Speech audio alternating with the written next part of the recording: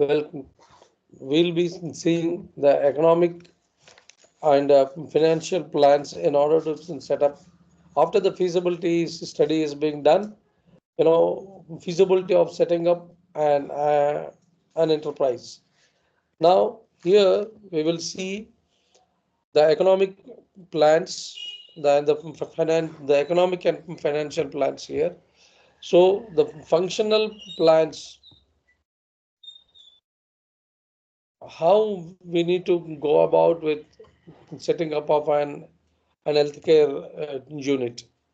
So here, what do we say is, as far as the healthcare sector is concerned, plans for economic, financial, marketing, technical, and operational are the minimum that we need to develop. I repeat it, please. As far as the healthcare sector is concerned, we need to plan for the economic, financial, marketing, technical, and operational. So these are the needs that are to be developed before setting up an enterprise. Now, depending upon the nature of the business operations, additional plans can be integrated into this strategic plan. So, what type of business that we are going to extend ourselves into, then we will plan to into such strategic issues. So, therefore, a basic knowledge of these various functional plans to be developed by the entrepreneur. This will help the entrepreneur to run the business and the prospective administrators who are helping in the business. This will help in their future endeavors. So what do we see in this preparation of the functional plans is, we will see the economic and financial plan. We will see what the marketing plan is. We will also see the technical and operational plans. So this is how we will be going about. Now, coming to what the economic and financial plans are. Here it is. So economic planning. Economic planning is the process through which one can make the decisions of what and how it could be produced through controlling and managing the economic activity. So it is an economic program circulated for the development of the regional economic system. So this is essentially a way of organizing and utilizing the resources to maximum advantage in terms of their social ends. That is, what we need to understand is, first thing, when we define economics, we define it as scarce use, so utilization of the scarce resources. That is, the resources are scarce and we need to utilize them to the optimum level in order to uh, be beneficial with this scarce resources. This is what it says. So the nation's resources are scarce, and in order to improve the country's economic growth and the standard of the living of the people, and to ensure the social development of the people, health and education must be balanced for the overall development of the country. So this is what the economic plan is being taken. So when we are talking about the economic plans, we talk, so this is so let me continue with what economic plan is all about. So we have a short-term plan, we have a middle-term plan, we have a long-term plan. So when a plan is drafted for 5 to 10 years, we call it as a long-term plan. And when a plan is drafted for 1 year or less than 1 year, we call it as a short-term plan. And when a plan is drafted for for around 2 to 3 years, right, it is called a middle-term plan. So every nation, see, even in India, we have these 5-year plans. adopted by the Planning Commission of India. So this is what is economic plan is. So even we see the union budget document, they give the budget for every year. What is it? It is nothing but an economic plan of the nation. Now, economic plan is an analysis of the demand and supply scenario in a particular industry or in a market. So, economic plan enables an entrepreneur to see the gap between the demand and the supply in an industry or in a market. So, if the market demand is estimated to grow and the overall supply in the market is less, then we say that the demand, it indicates the positive gap between the demand and supply, providing a scope for new entrants to enter into the market and supply their products.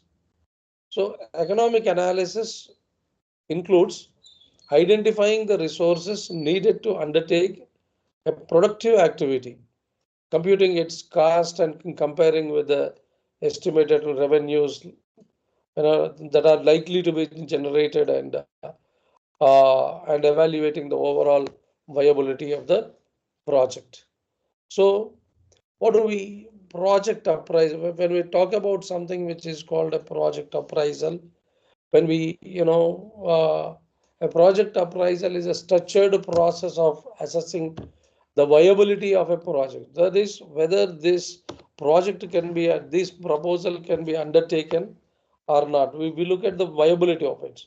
So it involves calculating the feasibility of the project before committing to a before committing the resources to it. So in the earlier class, we have seen the feasibility studies, how far it is feasible for us to set up such an industry.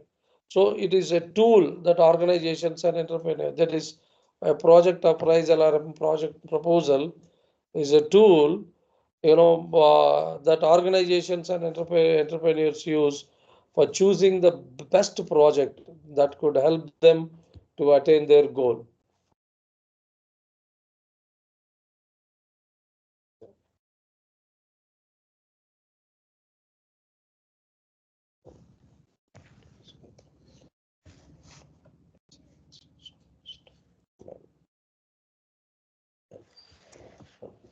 Now, a project appraisal, it often involves making comparison between the various options, and this can be done by making use of any decision technique or some economic appraisal technique.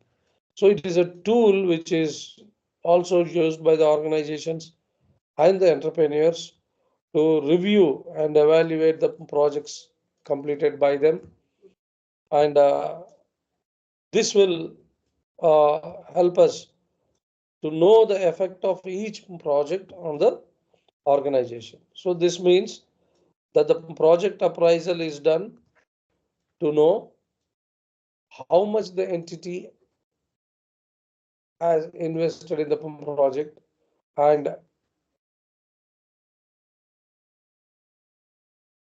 in return how much it is the organization or the entrepreneur is gaining from it. So this is what a project appraisal is all about. Now,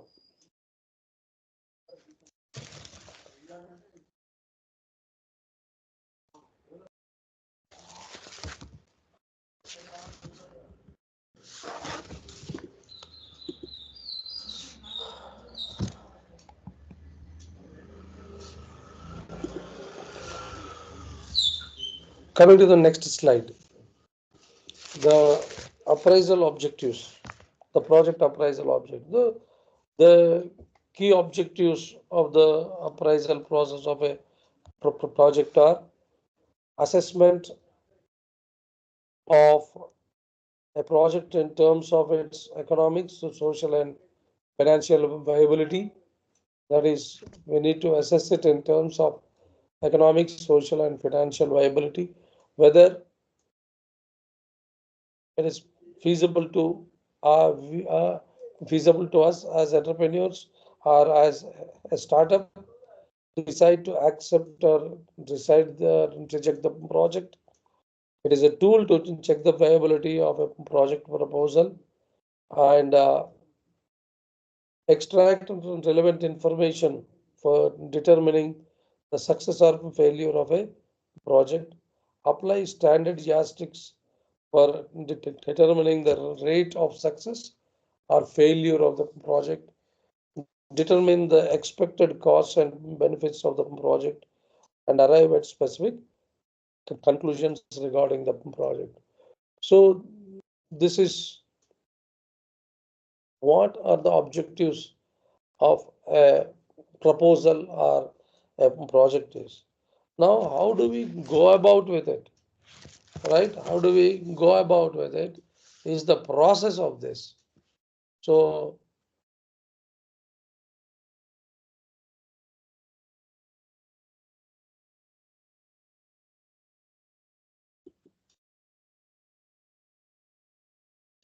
so this is how we go about it.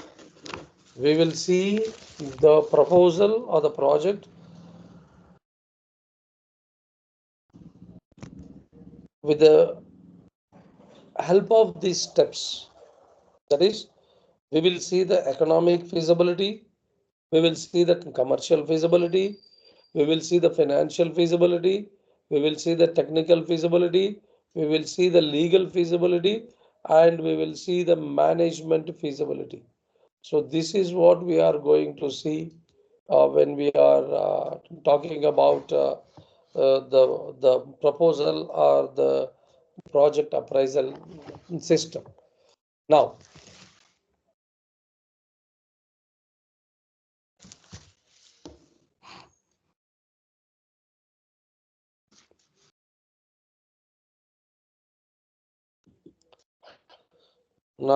the economic planning.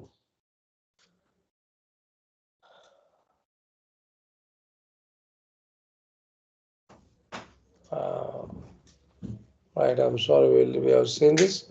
Right. Now, yes.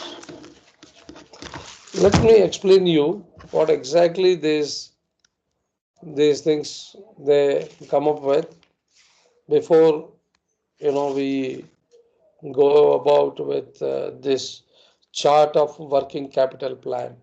Right, and this is the chart of a working capital plan.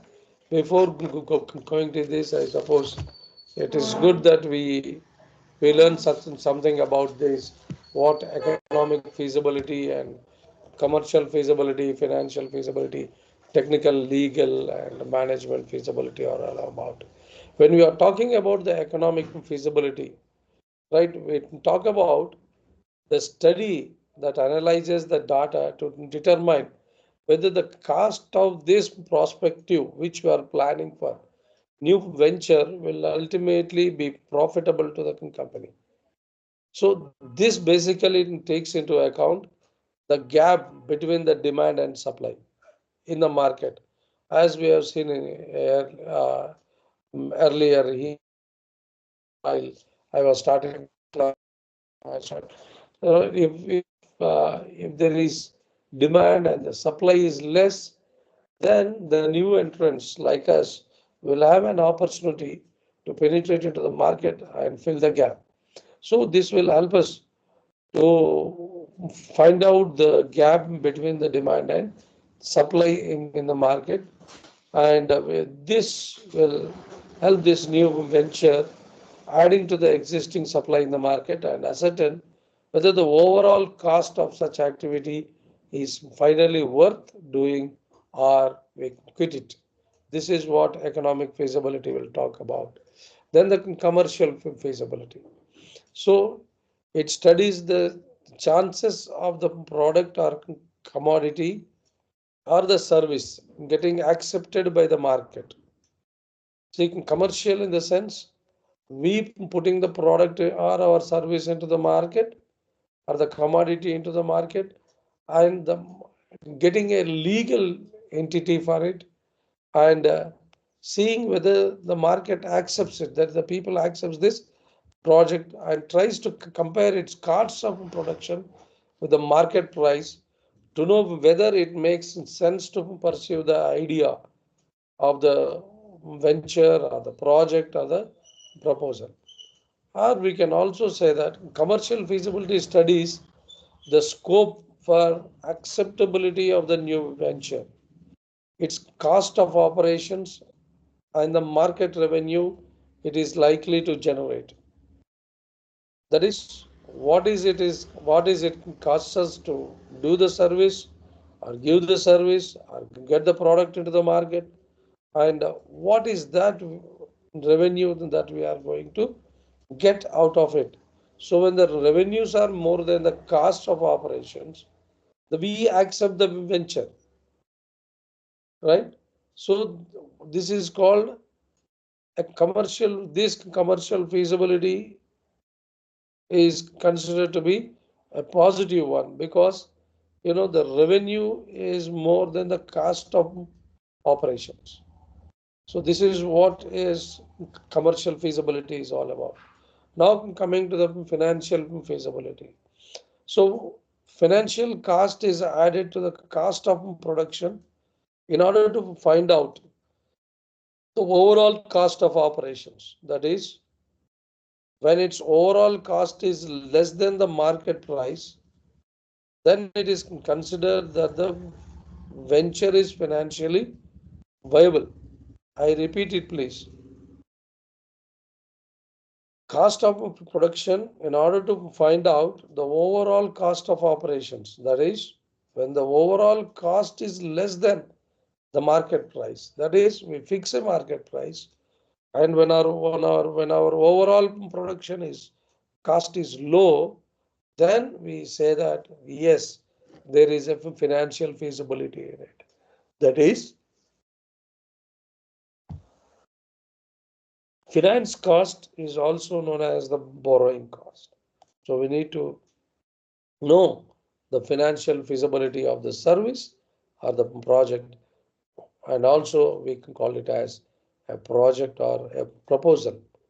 So this is of financial possibilities, and in some cases, in some cases, the parameters that can be considered in the financial feasibility in the selection of the project are the payback period, the net present value, the internal rate of interest. See, these things you might have studied in your second semester, right? So these are the things that we need to consider.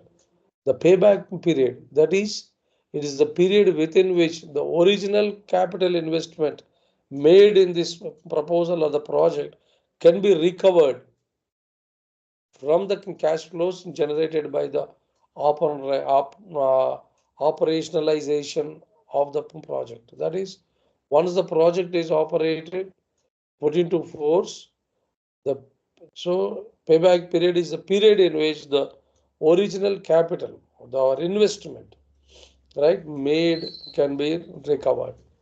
So this is what payback period is all about. Now the net present value. So it is a method used to determine the current value of the future cash inflows generated in a project. That is, please understand this, to determine the current value of all the future inflows generated in the project.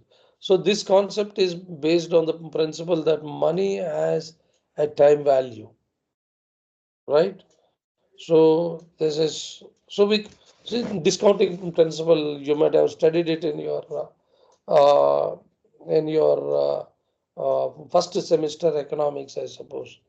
So we can convert all the future cash flows into the present value by discounting all the future values at the cost of funds.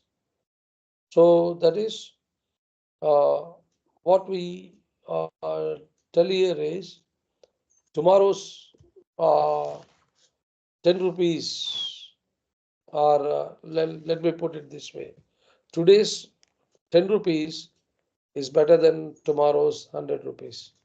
So this is what discounting principle talks about. Then the internal rate of interest.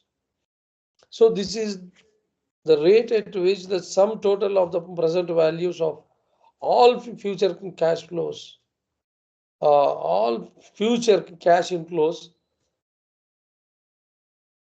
become equal to the original cost of investment in that project. That is the NPV, the net present value becomes zero.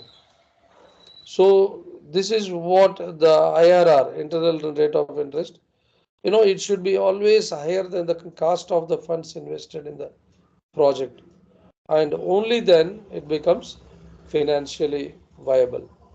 So the thumb rule for the selection of a project is NPV should be positive and IRR should be higher than the cost of funds invested in. That is, internal rate of interest should be higher than the cost of funds invested in the project or in the proposal. So this is what is financial feasibilities. We have seen the payback period, the net present value, the discounting factor, the internal rate of interest, and the technical feasibility, the internal rate of interest. Now the technical feasibility. So in technical feasibility, we study the level of technology being used in the venture or in the project. So its lifespan, issues with regard to maintenance and repairs are assessed under this technical feasibility.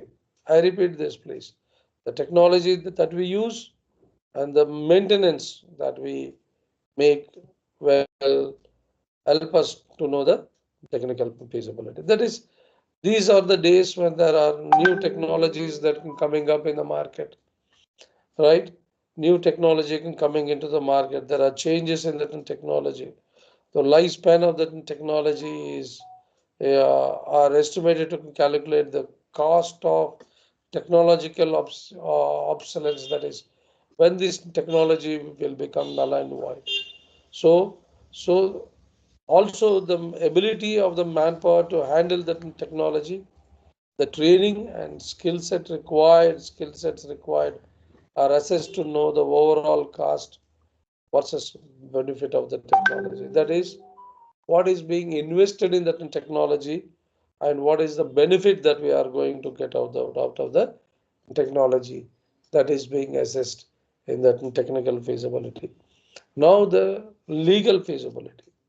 So the issues pertaining to copyrights violation or infringement on specific licensing requirements to start this project or this venture, compliances to be added with regard to the required laws and rules are analyzed in this in detail. That is, the activity to be undertaken by the project has to be acceptable as per the law of the land. This is what it is, and should not fall under any prohibited or restricted category. So here the entrepreneur has to think of starting a venture, right, that is not prohibited or restricted by the law of the nation, but is acceptable. That is, if you want to import certain medical equipment and sell them in the Indian market, then we need to see that whether the import of that medical equipment is pertained under the export import policy of the nation or it is totally prohibited or allowed, but license is needed for such import. That is, we should study the EXIM policy, that is EXIM, that is the import-export policy of the nation. So this must be studied.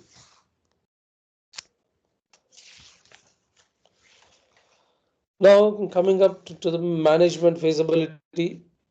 So here at this stage, the capabilities of the management team are evaluated to find out whether the team has the required, that is, the team which wants to set up this and work on this has the required expertise and experience to handle this project or venture. That is, the profiles of the senior management personnel representing diverse fields and domains are mapped with the competencies needed to manage this project. That is, whether there is possibility of the management or the team that is working on it, whether they have the feasibility, expertise, the experience to do this project. So if there are any gaps,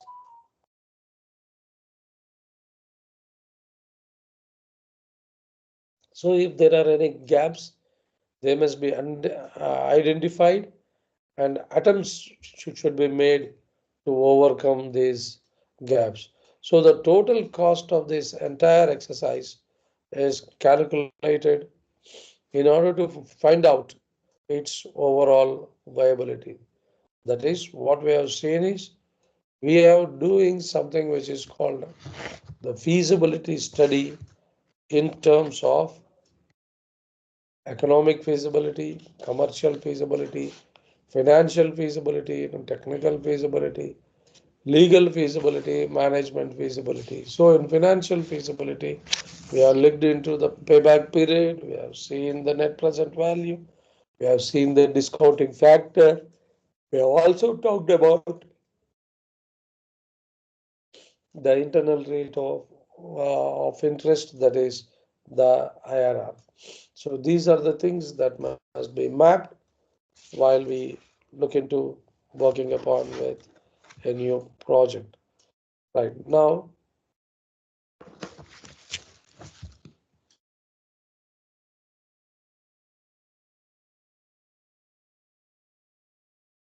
this is the working capital plan.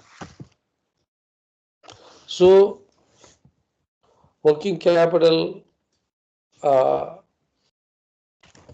this comprises of the current assets, current liabilities of a venture, then the typical working capital cycle or operating cycle of a manufacturing entity or a trading. It looks like this as the production process and the sales, the realization of income, the raw materials, work in progress, finished goods. So this is typically a working capital cycle of a manufacturing firm, that is operating cycle of a business. How the raw materials are taken and work is done and goods are produced and how the pay after the sales are being done.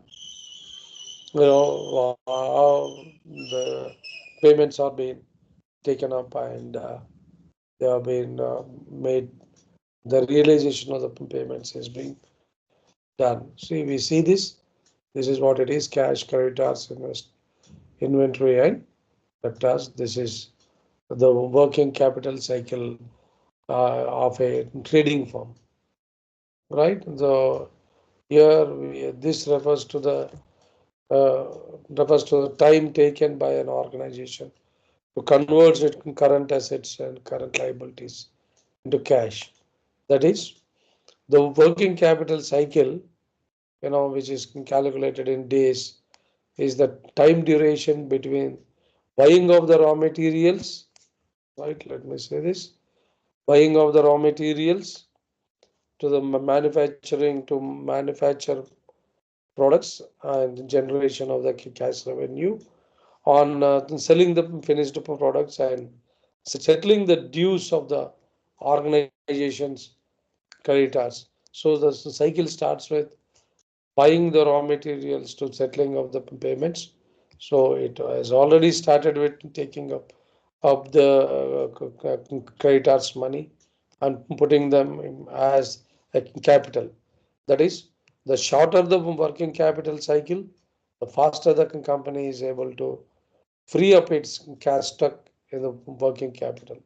That is, if the working capital cycle is too long, then the capital gets locked in the operational cycle without earning any returns. That is, we need to see that the work in progress is work is done early and goods are produced and the sales are taken up as early as possible so that the capital does not get locked and we are into earning and returns may come. That is, therefore, a business tries to shorten the working capital cycles to improve the short-term liability condition and increase the business efficiency. So this is here what we need to make up is we need to, you know, the estimation of the working capital plan, how the production cycle should be of 1 week, right? And uh, cost of production, weekly production, debtors realization period, minimum inventory to be maintained, right? Working capital requirement. So these are the things that must be taken and consider that the working capital gap is equal to current assets minus current liabilities. That's what how we look at the working capital gap. And term loan is the bank finance given for buying some capital items like plant and it's not machineries, please. It is machineries, machines, machinery, MACHINERY. So there's a correction here that we need to do up. So when we are talking about the working capital, so a short-term finance is being taken, bank finance is availed for the as the working capital for a shorter period, and that's being invested. And after the returns have come, we give it back to the bank. So term loan is what is a finance given for buying the capital items like plant and machinery. So assuming the value of the plant and machinery, right? A term loan is given at around 80 percentage of 70 to 80 percentage of what has been asked, and so long-term finance is one where the funds are raised to meet the requirements of the long-term needs of the enterprise. So this is how the annual financial plan is being done, right? And assumption behind annual consumption plans. So this is what we need to understand. Let me tell you this: the procurement of plant and machinery, right, is a long-term investment, and the interest on the term loan is normally repaid on monthly basis, right? Whereas the term loan principal amount, is with a stipulated period of some years they pay it. So the annual profits or cash surplus is revealed from the annual financial estimates or the projections of the enterprise. So this is in turn prepared based on the annual financial plan. So what is an annual financial plan that we need to understand is, so this is what is, so annual financial plan. So the annual financial plan is a financial estimate of an organization's production, sales, income, and expenditure and profitability. I repeat it, please. The annual financial plan of a firm is an financial estimate of an organization's production, sales, income and income, expenditure, and profitability. So this also includes the estimates of the total cost of the project and the expected sources of funds to meet the total cost. So this is what is the annual financial plan is all about. Now,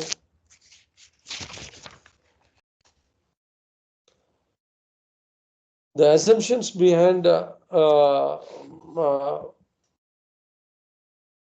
right behind the annual financial plans. That is the annual financial plans which we have seen now is always prepared on the basis of certain assumptions. So some of the important assumptions behind the annual financial plan, uh, is the sales, the cost of production, the rate of interest, and the market prices. Let me explain you what these are in short. See, uh, when we estimate an annual financial plan of an organization, we look into its production, we look into its sales, we look into the income, we look into the expenditure, we look into the profitability. So that is, we look into the estimates of the total cost of the project and the sources of funds to meet the total cost. That is the sales. That is, the annual financial plan assumes a certain level of sales will be achieved. Please understand, a certain level of sales will be achieved during this year of estimation. See, when we are talking about the production cycle, we start from the sales and end with the sales. This is what the importance of a production cycle is all about. I hope you people are able to understand. We will see this when we are talking about the operations management, how the operations in an organization are managed. So every organization has a certain level of sales, achievable level of sales that are estimated for every year. So this is in turn based on the overall demand growth in the market and the country's economy and the enterprise market share. So this is what it is. So the sales are dependent on the demand for the particular product or service and the economy of the country and the enterprise market share. Now, the cost of production. The annual financial plan prepares the estimated cost of production based on the various inputs, based on the various input costs, that is the raw material, the labor, and the expenses that are incurred during the production process, and the estimated changes in the inputs cost for the year. So what is the changes that are estimated? So that will also be seen in the cost of production. Then the interest rate. Interest rates on bank borrowings is one of the important components in the annual financial plan. So because bank borrowings, they are they will be the major proportion of the capital funds invested by the enterprise. So interest rates on market these interest rates are market driven because they are funded by the banks, and interest rates do change from time to time and keep changing depending upon the market scenario. So this is how interest rates are uh, they do affect the financial planning. Now, the market prices, the prices of the products and commodities sold in the market keeps changing depending on the conditions like demand, supply, changes in the prices of the substitute products, etc. So these are all have to be considered when we talk about a financial plan. Therefore, an enterprise makes certain assumptions on these above four, that is the sales, the cost of production, the interest rates, and the market prices, and accordingly prepares its annual financial plan. So, if any of these assumptions do not materialize or go wrong, then the estimates prepared in the annual financial plan may undergo the change.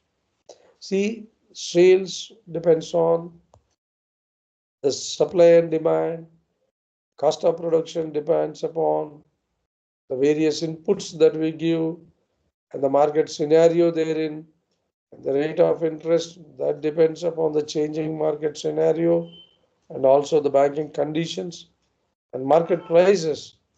They keep on changing depending upon the market conditions like demand, supply, changes in the price of substitute products, etc. So this is what is something about the economic planning, economic and financial plan. So we have seen what economic planning is. We have seen what a proposal or a project is, its objectives, and the process of doing it, and how short the working capital must be. So let me put it in a nutshell. That is economic planning. This comprises of the estimating of our economic plan comprises estimating the resources needed for a project or a venture or a proposal, computing its costs and forecasting its revenues in order to ascertain the overall viability of the project or the venture by the entrepreneur. There are various components in economic plan and financial plan. So financial plan involves preparing the estimates of the overall cost of the project, its sources of funds like equity and debt. It also includes preparation of estimates of long-term funds and short-term funds needed for the project, how we pull upon. And the long-term debt is also known as the term loan, and the short-term debt is also known as the working capital finance, because the working capital is kept very short. So this is something about the economic and financial planning for a venture or a project that we are planning to come up with.